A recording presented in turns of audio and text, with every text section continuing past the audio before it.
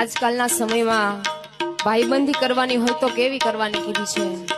કૃષ્ણ અને સુદામા જેવી ભાઈબંધી હોય, 10 રૂપિયાના માવા પાછળ તમારા ખિસ્સા ફાડી નાખે એવી ભાઈબંધી કરાય નહીં. પણ એવી સુંદર મજાના ભાઈબંધીની ફરમાઈશ છે ગીતની. ત્યારે